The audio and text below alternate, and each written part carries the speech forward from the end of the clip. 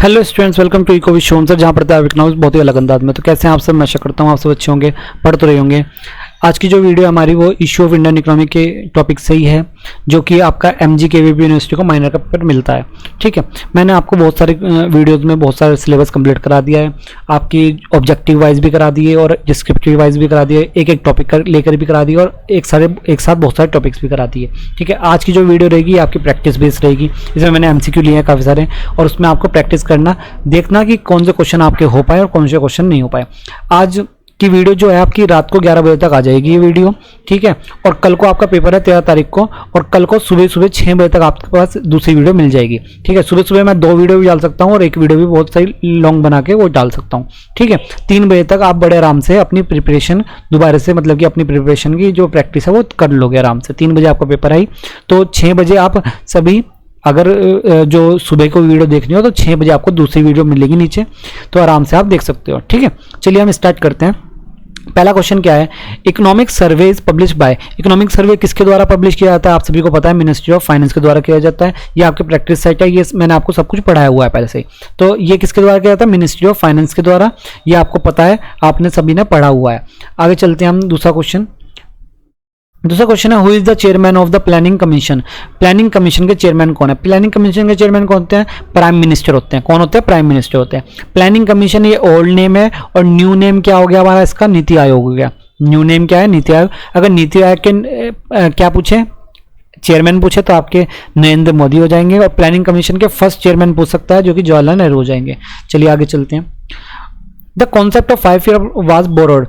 5 year जो plan है वो हमने कहाँ से बोरोड किया है? तो वो हमने कहा किया है रशिया से, मतलब कि हमने ये रशिया से लिया है। तो रशिया से लिया गया है, और रशिया की जगह आपको एक और चीज़ पूछी जा सकती है। रशिया का पुराना नाम सोवियत संघ था, तो इसलिए फिर ये ऐसे ही पूछ सकता है कि आपका सोवियत संघ करके, SS करके, RSS करके आता है, RSS करके आता है। ठीक है, तो इसका ये वाला नाम भी पूछ सकता है, सोवियत संघ, रशिया का। ठीक है, आगे चलते हैं। In which year national development council was set up. कौन से ईयर में नेशनल डेवलपमेंट सेटअप हुआ है? आप सभी को पता है 1952 में। कई बार पहले भी मैंने ये चीज़ बताई है आपको। आगे चलते हैं। The book planning economy for the India was written by. ये जो प्लानिंग इकोनॉमी फॉर इंडिया है ये किसने लिखी है? ये मोस्ट इंपोर्टेंट क्वेश्चन हो जाता है, कई बार पहले भी आया है। ठीक है, तो ये किसके द्वारा लिखी गई है? ये हमारे विश्वेश्वरैया। 2 सेकंड रुको, मैं चार्जर लगा लूँ। ये हमारा किसके द्वारा लिए गए? ये विश्वेश्वरैया के द्वारा लिखी गई है बुक। इंपॉर्टेंट है, याद रखना। ठीक है, आगे चलते हैं।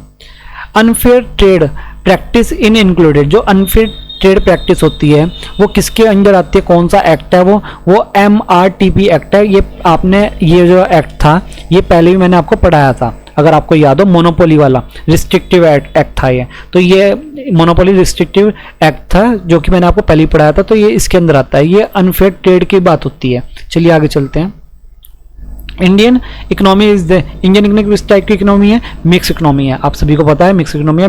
मिक्स इकोनॉमी होती क्या है? अगर मैं थोड़ा सा बता दूं, मिक्स इकोनॉमी में जो बिजनेसमैन होते हैं और जो आपकी गवर्नमेंट होती है, दोनों साथ मिलकर काम करते हैं, दोनों साथ मिलकर मार्केट को क्या करते हैं? चलाते हैं। तो ये मिक्स इकोनॉमी कहलाती है। Mix economy means the economy where. देखो ऐसा ही क्वेश्चन आपकी जो पेपर था ना, प्रीवियस ईयर पेपर, वहां पर भी आया हुआ था। तो ये क्या पूछा है? मिक्स इकोनॉमी किस तरह की इकोनॉमी है? देखो इतने बड़े बड़े आंसर को पढ़ने की जरूरत नहीं है, सीधा देखना। या तो आपको क्या मिले? गवर्नमेंट और बिजनेस सेक्टर मिले, या गवर्नमेंट और बिजनेस मिले, या फिर पब्लिक और प्राइवेट सेक्टर मिले। देखो आप सीधा ढूंढिए और आपको यहाँ पर दिख जाएगा B ऑप्शन में कि public sector and private sector. Public sector आपका गवर्नमेंट हो जाएगा और प्राइवेट सेक्टर आपका बिजनेसमैन हो जाएंगे। तो ये आ जाएगा this is coexistence of the public and private sector. तो पब्लिक एंड प्राइवेट सेक्टर जब मिलकर काम करेंगे तो फिर आपका मिक्स इकोनॉमी कहलाएगी। ठीक है, तो आपका ऑप्शन क्या हो जाएगा? B आंसर हो जाएगा। आगे चलते हैं। The deputy chairman of the planning commission. Planning commission के जो डिप्टी चेयरमैन होते हैं वो कौन होते हैं? वो hold the rank of cabinet ministry के होते हैं। Cabinet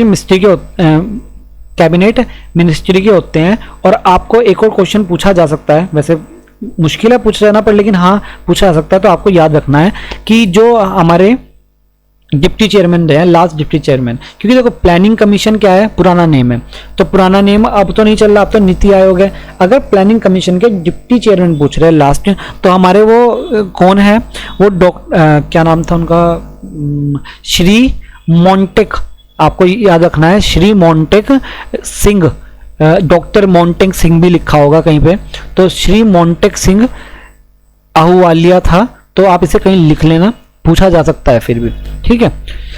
the second 5 year plan lead more stress on, जो सेकेंड 5 ईयर प्लान था वो किसके ऊपर बेस्ड था, वो आपका इंडस्ट्रियल पे बेस्ड था, तो आपको पता होना चाहिए किस पर बेस्ड था।